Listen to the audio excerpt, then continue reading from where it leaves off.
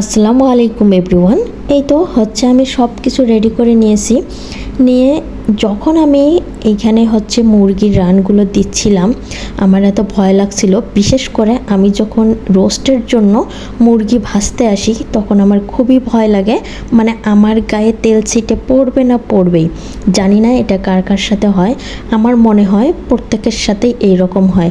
হয়তোবা কোনো একদিন তেল ছিটা নাই পড়তে পারে, কিন্তু কোনো না কোনোভাবে দেখবেন যেদিন রোস্ট বানাবেন একটু না একটু তেল ছিটা গায়ে পড়বেই।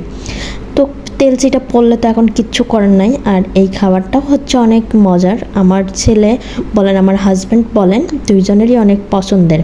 তো আমি যেদিনই হচ্ছে একটা মুরগির রোস্ট করব সেই দিন আর ভাগে পাই না, তাই ভাবছিলাম আজকে একদম 2টা মুরগির রোস্ট করব, ওরা খেয়েও যেন আমি এক পিস খাইতে পারি না। এটা আবার আমারও হচ্ছে দোষ আছে, আমার হাজব্যান্ড আমাকে খুব জোর করে দেয় যে খাও, কিন্তু আমার মনে হয় যে আর এক পিস বলতে যে পিসটা আমাকে দিচ্ছে ওই পিসটা ওর হইলে আরও ভালো হবে, মানে অনেক পছন্দ করে।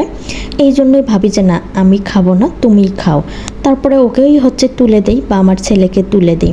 আসলে মেয়েরা আমরা এরকমই, শুধু আমি না, ঘরের গৃহিণী আমরা যারা আছি সবাই এইরকমই মনে করি। যখন দেখি ঘরের একটা জিনিস খুব তৃপ্তি সহকারে খাচ্ছে, ঘরের কর্তা বলেন, স্বামী বলেন, সন্তান, তখন মনে হয় আমি না খেয়ে সেই পিসটা ওরাই খাক, তারপরেও হচ্ছে নিজের মনে শান্তি লাগবে। নিজে না খাইতে পারলেও অনেক শান্তি লাগে। তো এই জন্যই হচ্ছে আজকে একটু বেশি করেই 2টা মুরগি রোস্ট করতেছিলাম। আর হইলে প্রত্যেক দিন আমি সব মশলা একসাথে করে মাখিয়ে তারপরে হচ্ছে এইখানে রোস্টগুলো রান্না করি। তো আজকে সব মশলা একটা একটা করে আমি হচ্ছে কষিয়ে তারপরে এই তো রোস্টগুলো দিয়ে দিলাম, দিয়ে এখন ভালো করে কষিয়ে নেব। আর রোস্টটা এত মজা হয়েছে একদম ঘরোয়া মশলায়, শুধু হচ্ছে আমি বাইরের একটা মশলাই ইউজ করেছি, আর সব মশলা হচ্ছে আমার ঘরে। আমি কিন্তু এখানে কোনো কাজু বাদামও দেইনি, বাদাম বাটাও দেইনি, নর্মাল বা পেস্তা বাদাম কোনো কিছুই দেইনি। তারপর হচ্ছে পোস্ত দানা, এগুলো দিলে আরও দ্বিগুণ স্বাদ বেড়ে যায়।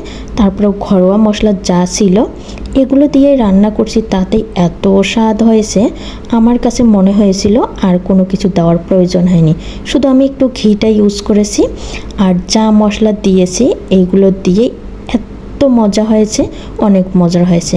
অবশেষে আমার রোস্ট রান্নাও হয়ে গিয়েছে, রোস্টগুলো তুলে নিচ্ছি। আর এর মাঝেই হচ্ছে আমি একটা পিস নিয়ে হচ্ছে আমার ছেলেকে খাওয়াইও দিয়েছি, কারণ এটা হইতে হইতে একটু লেট হয়ে যাচ্ছিল। আর এখানে এই গ্রেভিটা আমাদের এত পছন্দ, আমাদের অনেক পছন্দ রোস্টের গ্রেভি, জানি না কার কার বাসায় পছন্দ করে।